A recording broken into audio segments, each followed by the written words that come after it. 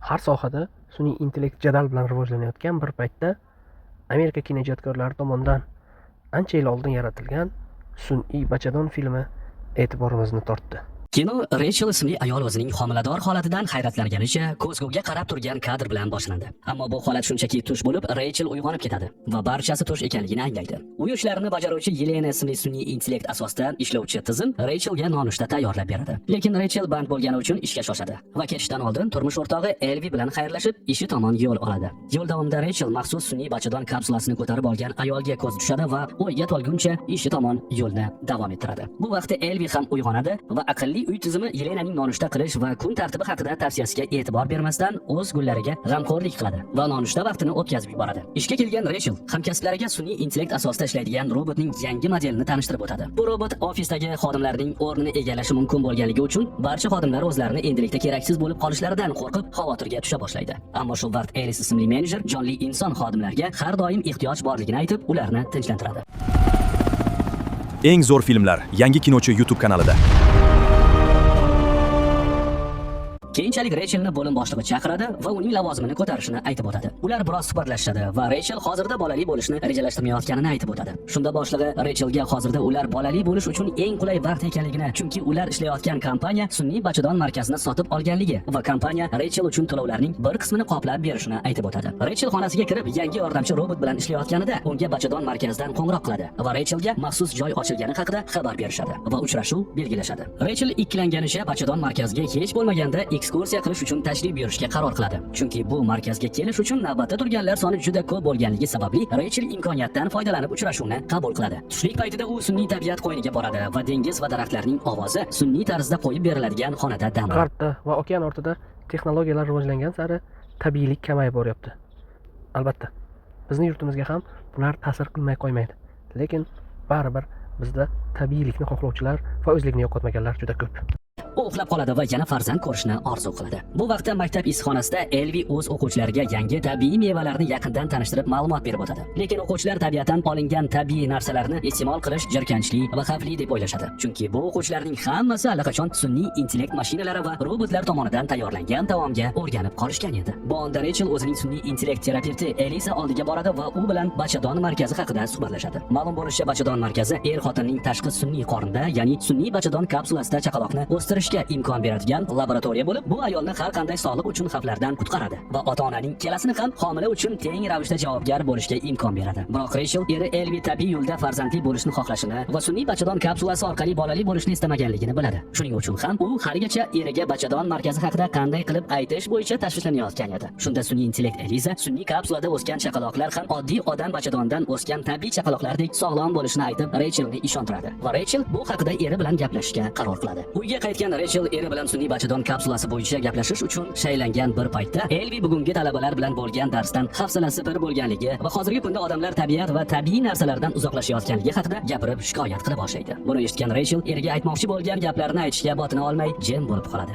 Oradan kunlar o'tgach Rachel bachadon markaziga erisiz yolg'iz o'zi boradi va u yerda bachadon markazi loyihasi haqida ma'lumotlarni o'rganadi. U markaz bo'ylab aylanib chiqadi va bu loyihada ishlayotgan texnologiyalar bilan yaqindan tanishib chiqadi. Tanishuv jarayonida markaz vakillari tomonidan Rachel va boshqa tashrif buyurganlarga namuna va isbot sifatida mijozlardan birining kapsulasini va uning ichida ulg'ayayotgan chaqaloqni ko'rsatishadi. Bu kapsula mobil telefon qurilmaga ulangan bo'lib, ota-onalar bolalarning holatini kuzatib borishi, ovqatlantirishi va musiqa qo'yib berish kabi imkoniyatga ega bo'lishadi. Ota-onalar uzoq safarga chiqishganida esa ushbu kapsula 48 soatlik batareyka bilan ham ishlashini tushuntirib o'tishadi. Rachelga ushbu loyiha yoqadi va bolali bo'lish uchun sun'iy bachadon kapsulasini olishga qaror qilib, uning narxlari bilan tanishib chiqadi va bu uchun to'lovni amalga oshiradi. Kechqurun Rachel uyga qaytgach, eri Elvi ularning hisob raqamidan katta miqdorda pul yechilganligini payqab, Racheldan buning sababini so'raydi. Rachel haqiqatni aytishga majbur bo'ladi va buni eshitgan Elvi nega bunday muhim qarorni birgalikda maslahatsiz amalga oshirilgandan g'azablanadi. Ammo Rachel kechirim so'rab uni bag'riga bosadi va ular yarashib olishadi. Biroz vaqt o'tgach, Rachel eri bilan hamkasbi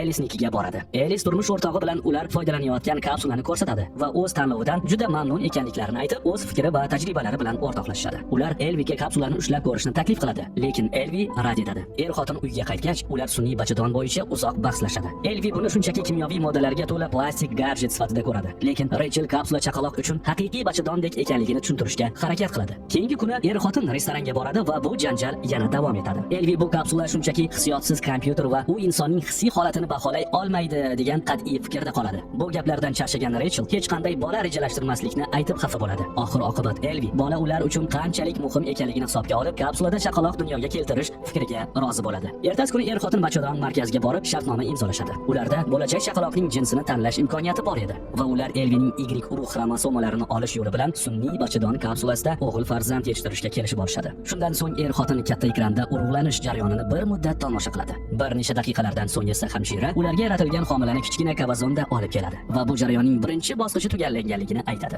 Er-xotin kapsulada homila yaxshi shakllanib olishini va keyinchalik uni uylariga olib kelishni kutishni davom etishadi. Va Rachel kapsulaga ulangan planshet orqali bo'lajak farzandi holatini muntazam nazorat qilib kuzatib boradi. Bu holat uni ishda, ko'chada va oshxona ishlarida ham juda ko'p chalg'itishga olib keladi va eri Elviga ham e'tibori pasaya boshlaydi. Oxir-oqibat Rachel o'zining kapsulasini ko'rish uchun laboratoriyaga boradi, lekin uni ocha olmaydi. Hamshira bu holat atayin qilinganini, chunki chaqaloqlar birinchi 7 hafta davomida qorong'ilikka muhtoj ekanligini aytib, bachadon oynasi chaqaloq yuragi urishi boshlaganda ochilishini tushuntirib o'tadi. Shu onda hamshira laboratoriyadan tug'ilishga tayyor bo'lgan chaqaloq joylashgan bachadondan birini olib ketadi. Rachel esa bo'lajak chaqalog'ini olib, u bilan suhbatlashishga harakat qiladi. Biroz vaqt o'tgach, homilador Rachel operatsiya xonasida uyg'onadi va hayratlangancha chaqaloq o'rniga qattiq qaynatilgan tuxumni tug'adi. Shu payt u uyg'onib, bu faqat tush ekanligini tushunadi. Bir necha hafta o'tgach, er-xotin laboratoriyaga tashrif buyurishadi va nihoyat chaqaloqning yuragi urishini eshitishadi. Hamshira bachadon oynasini ochadi va hali juda kichkina va hali to'laqonli rivojlanmagan chaqaloqni ko'rishadi. Ular bachadonni uyga olib ketishmaydi va chaqaloq xavfsizligi uchun laboratoriyada saqlashga qaror qilishadi.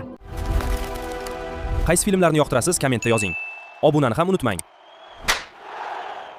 Vaqtlar o'tgach, Rachel chaqaloq xonasini bezashni tugatadi. Elvi xonaga haqiqiy o'simlik gullarni qo'ymoqchi bo'ladi. Lekin Rachel sun'iy gologramma o'simligi bola uchun xavfsizroq bo'ladi deb o'ylaydi. Elvini fikridan qaytaradi. Keyinroq Rachel umumiy suzish havzasiga boradi va u yerda cho'milayotgan tabiiy homilador ayolga ko'zi tushadi va unga tikilib qoladi. Rachel homilador ayolning qorniga teginib ko'radi va ona qorinda chaqaloqning tepishini his qilib, ajoyib ekanligini his qiladi. Shu kuni kechasi Elvi uyga eri bilan maslahatlashmasdan laboratoriyadan sun'iy bachadonda saqlanayotgan chaqalog'ini olib keladi. U yeriga nihoyat kapsulani uy sharoitida nazorat qilish vaqti kelganligini, u bilan ko'proq vaqt o'tkazish kerakligini aytib o'tadi. So'ngra Elvi kapsulani bolalar xonasiga olib borish vaqtida to'satdan qoqilib kapsulani yerga tushirib yuborishga bir baqiya qoladi va xayriyatki uni saqlab qoladi. Er-xotin uxlashga yotishganida kapsuladan chaqaloq ovozi eshitiladi. Elvi rafiqasi Rachelga chaqaloqqa ovqat berishni unutganligini aytib g'azablanadi. Rachel esa Elvida ham mobil qurilma orqali bolani ovqatlantirish imkoni borligi va bu bo'yicha ular teng mas'uliyatli bo'lishi kerakligini aytib, jahl qilgancha xonasiga ketadi. Bir necha kundan keyin ofis roboti Rachelga uning ish unumdorligi pasayganini aytadi. Lekin Rachel bunga e'tibor bermay robotni o'chirib qo'yadi. Bu vaqtda Elvining telefoniga to'satdan kapsuladagi chaqaloqqa ovqat kerakligi haqida xabarnoma keladi. U chaqaloqni ovqatlantirishga shoshadi va bu jarayon qanchalik ajoyib ekanini tushunadi. So'ngra u chaqaloq uchun musiqa qo'yib beradi. Bachadon oynasini ochgancha o'z farzandi ulg'ayotganligini ko'rib, xursand bo'la boshlaydi. Tug'ilajak farzandiga mehr oshib borayotgan Elvi kapsulani doimiy ravishda o'zi bilan ko'tarib yurishga, unga muntazam mehr berishga kirishadi va u bilan ko'proq vaqt o'tkazishga harakat qiladi. Keyingi kuni Elvi dars vaqtida o'quvchilarga issiqxonadagi tabiiy daraxtlarni ushlab ko'rib, ularga haqiqiy tabiiy tabiat qanday bo'lishini his qilishini so'raydi. Darsdan keyin esa Elvining rahbari bunday issiqxonalarda tabiiy daraxt va o'simliklarni saqlash va o'stirish uchun katta mablag' ketayotganini aytadi. Shu sababli u o'simliklarni gologramma shaklidagi sun'iy o'simliklarga almashtirmoqchi ekanligini aytgach, bundan Elvi g'azabga tushadi. Kechki vaqt er-xotin o'zaro suhbatlashadi va Rachel ko'p vaqtini kapsulaga sarflayotganini va bu uni chalg'itib ish samaradorligini tushirib yuborayotganini aytadi. Shu sababli u kapsulani qayta laboratoriyaga yuborish haqida o'ylab qoladi. Lekin Elvi barchasi yaxshi ekanligini aytib, kapsulani uylarda saqlab qolishga Rachelni ko'ndiradi. Ertasi kuni ertalab Rachel o'rnidan turadi va kapsulani topa olmay qo'rquvga tushgan bir vaqtda ko'zguda yana o'zini tabiiy homilador ekanligini ko'radi va buni eriga ko'rsatmoqchi bo'lgan vaqt yana tush ekanligi ma'lum bo'lib uyg'onib ketadi. Shu g'alati tushlar sababli u kapsula bilan ko'p vaqt o'tkazishga ikkilanib qoladi. Er va xotin Eliza ismli sun'iy intellektda ishlovchi terapevt oldiga borishadi va bo'layotgan ishlar bo'yicha maslahat so'rashadi. Sessiya vaqtida Rachel o'zini hali ona bo'lishga tayyor emas deb o'ylay boshlaydi. Eliza esa barchasi gormonlar tufayli sodir bo'layotganligi va kapsulani ko'tarib chaqaloqqa moslashish kerakligini tavsiya beradi. Keyingi bir necha kun davomida Rachel kapsulani ko'tarib yurishni boshlaydi va bunga o'rganmaganligi sababli ishxonada harakatlanishga qiynalib, kapsulani eshikka urib oladi. Shunda Rachelning hamkasbi unga kapsulani ishga olib kelish, uni chalg'itishni aytadi. Keyin esa xuddi boshqa ota-ona xodimlar kabi u ham kapsulani ofisdagi maxsus javonda saqlashni tavsiya qiladi. Kechqurun Rachel ish bilan band bo'lib, sun'iy bachadon markazidagi seminarni unutib kechikib keladi. Markaz rahbari barcha mijozlardan o'zlari parvarish qilayotgan kapsulalari haqida tajriba va fikrini so'raydi. Seminar so'ngida esa u kapsuladagi chaqaloqlar tug'ilishga yaqin qolgan oxirgi bosqichda kapsulalarni qayta laboratoriyaga olib kelishlarini so'raydi. Va shu sababli er va xotin kapsulani laboratoriyaga qayta topshirishadi. Keyingi bir necha kun davomida er-xotin chaqaloqsiz o'zlarini juda yolg'iz his qilishadi. Bir kuni Rachel sohilda o'z chaqalog'ini bag'riga bosguncha dengiz bo'yida yurib ketardi. Ammo bu safar ham bu navbatdagi tush bo'lib chiqadi. Ertasi kuni Rachel Elvining tabiiy o'simliklaridan olib, ularni bo'lajak farzandlarining xonasiga joylashtiradi va buni ko'rgan Elvi juda xursand bo'ladi. Homila 10 oylik bo'lganida bachadon markazi vakillari er-xotinga chaqaloqlari uchun o'zlari xohlagan tug'ilgan sanani tanlashlari kerakligini aytadi. So'ngra Rachel bir necha kunga kapsulani uyiga olib ketmoqchi bo'ladi, ammo bu ular imzolagan shartnomaga zid ekanligi uchun bunday qilisha olmaydi. Markazdan tashqariga chiqqan er-xotin darvoza oldida sun'iy bachadon kapsulasidan foydalanishga qarshi namoyishchilar to'planganligini ko'rishadi. Xavotirga tushgan Elvi darhol laboratoriyadan o'zlarining kapsulasini topib, uni o'g'irlab chiqib ketadi. O'sha kuni kechasi Rachel supermarketda sotilayotgan chaqaloqlar haqida yana g'alati tush ko'radi. Uyg'ongach u darhol o'g'irlangan kapsulani yana bachadon markazi laboratoriyasiga qaytib olib ketib qolmasliklari uchun Elvining o'simliklar oroliga borishni istaydi. Elvi orolga ketishdan oldin bachadon markazi direktori yoniga boradi va kapsuladagi chaqaloqlarni hech qanday laboratoriyasiz o'zlari dunyoga keltirishni aytib o'tadi. Lekin markaz rahbari kapsula markazga tegishli ekanligi va kapsuladan tug'ilgan barcha chaqaloqlar laboratoriyada nazoratda bo'lishi kerakligini aytadi. Agarda kimdir uy sharoitida kapsuladan chaqaloq tug'dirmoqchi bo'lsa, kapsulada tug'ilish uchun maxsus kod bo'lishini va uni kapsula egalari ocha olmasligini qo'shimcha qilib o'tadi. Er-xotin baribir kapsulani laboratoriyaga bermay, o'zlari bilan o'simliklar oroliga olib kelishadi. Bu orolda sayr qilib aylangan Rachel tabiiy narsalar va haqiqiy tabiat qanchalik chiroyli ekanligini his qiladi. Shu kuni kechasi ular kapsulani sun'iy bachadon markazining bazasiga ulanmay qolganini va kapsula markaz tomonidan u o'g'irlab ketilgan Eng zo'r filmlar yangi Kinochi YouTube kanalida.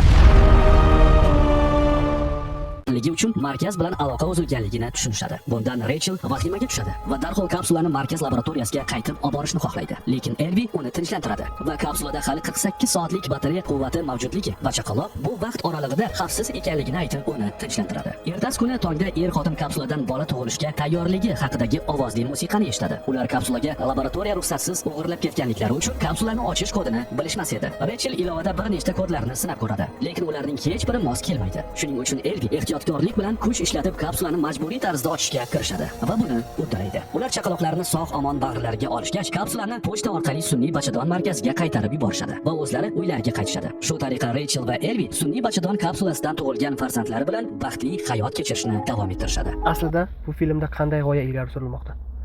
Zamonaviy texnologiyalarning rivojlanishi inson uchun barcha sohada yengilliklar yaratishi ko'zda tutilmoqdami? Yoki bizni oldimizda texnologik xavf, tabiiylikning yo'qolib borishi kutmoqdami? Fikringizni kommentlarda qoldiring.